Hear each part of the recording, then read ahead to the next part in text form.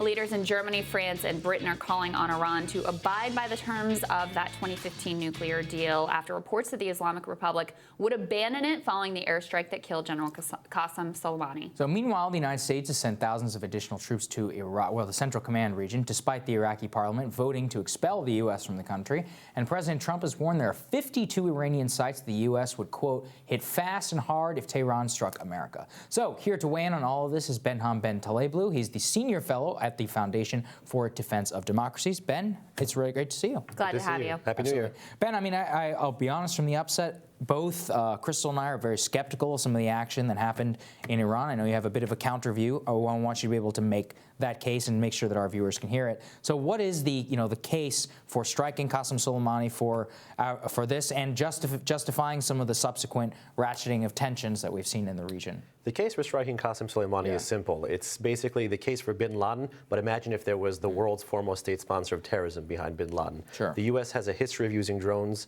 against violent non-state actors on the Sunni side. This is now the first time they're equalizing that problem on the Shiite side of the street. But this time, of course, it's going after someone who is not just on the battlefield, but also occupies a position in the constellation of power in Tehran. Soleimani has American and allied blood on his hands. And ironically, had Soleimani listened to the travel ban that is codified in the UN Security Council 2231 resolution, which enshrines the nuclear deal, he should not have been in Iraq. Had he waited till October 2020, he would not have expired before his travel ban would have. There is some indication that he was actually going to Iraq as part of a mediation supported by our own government to ratchet down tensions, but let's put that aside. I mean, basically the argument you're making, the argument the administration is making is that this will make us safer. But it's hard to see how that's the case when here we are, Iran now marching back towards nuclear weapons. Our own people have had to be pulled out of the region because they are in danger. The fight against ISIS is suspended. I mean, I certainly don't feel safer sitting here today after Soleimani has been taken out.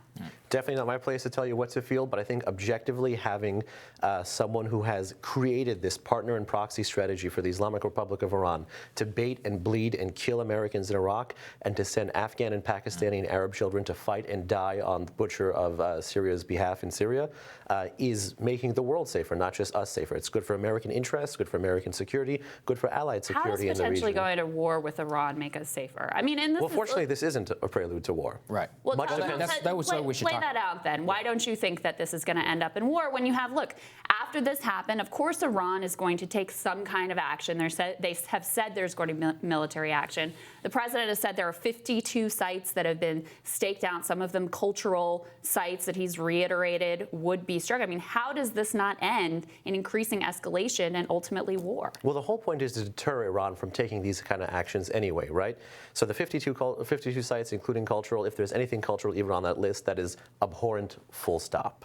But on the rest of the file, the U.S. had been absorbing Iranian escalation for about 6 months, and criticism of the president came from the right flank, not from the left flank, saying that the more you absorb, the more you actually underwrite further escalation. And we saw Iran go from mining the Persian Gulf to actually shooting an American drone out of the sky to firing cruise missiles and drones at the heart of the most important oil facility in the entire world. So the goal is to get Iran to change its thinking. But let's talk about why that escalation happened in the first place. I mean, this is all under this administration's policy, essentially of regime change. I mean, they've been ratcheting up the pressure with increased sanctions, destroying the economy of Iran. So yeah, they triggered a response.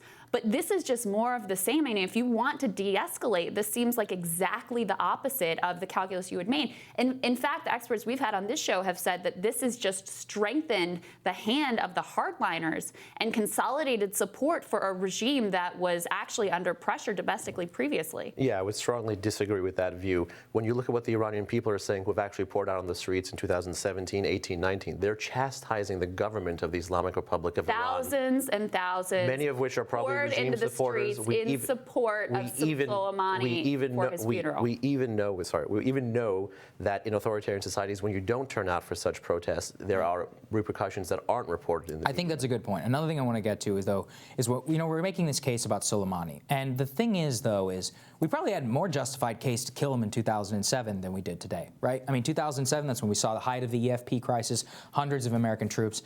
I think the question is about why now. I mean, why is it right now at this moment? And then to the point, I'd like to get your take on with what's happening in Iraq right now. I mean, Iraq, no question, it's basically an Iranian-controlled client state.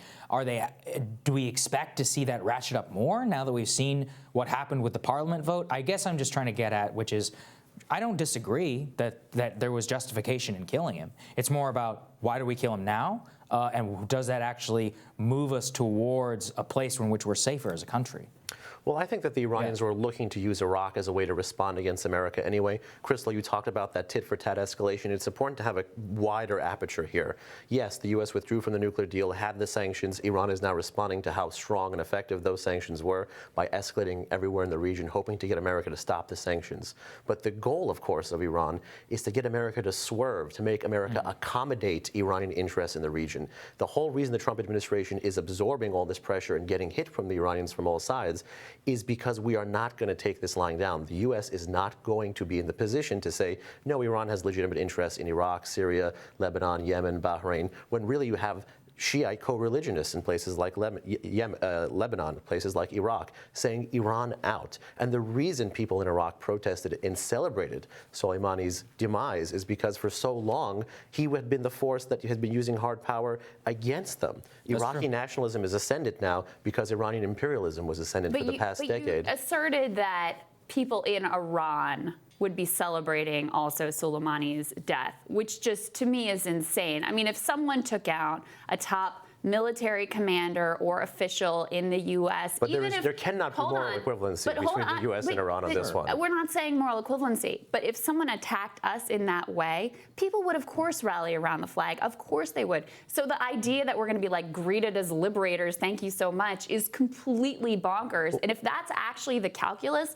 I mean, that just shows a complete insanity from the sort of national security types that would be what plays out in Iran. Of course that's not what's going to play out in Iran. It's not what we're seeing. We're seeing thousands of people flocking to his funeral. We're seeing anti-American sentiment ratcheting up. We're seeing coalescing around the hardliners and basically the humiliation of those who reached out to the U.S. and tried to put together this nuclear deal to chart a different path. Yeah, to think that those who charted this path, particularly Rouhani, Zarif, and co., because they wanted friendship with America, fundamentally misreads who Zarif is. Nobody's saying friendship with America. What kind of different path? What kind of different eyes here? But what kind of different path would the Iranians want? Ratcheting down of tensions rather than a hot war, which is where we're headed. How is this where we're headed, though, when the Iranians in the parliament, Mojtaba Zolder, they see this already as an act of war. Hasn't Iran been fighting against America for 40 years now? Hasn't killing over 600 Americans by Qasem Soleimani? So how do you think this ends? How this ends is going to be like the Iran-Iraq war, where it gets worse and worse and worse and worse until the regime settles for a suboptimal solution. Why would they do that? Let's talk about that. So that's what I want to get to, which is the ultimate case for this strike and it getting worse. A, what does it get worse look like? Does the American public have the capacity for that getting worse? Who has more to lose?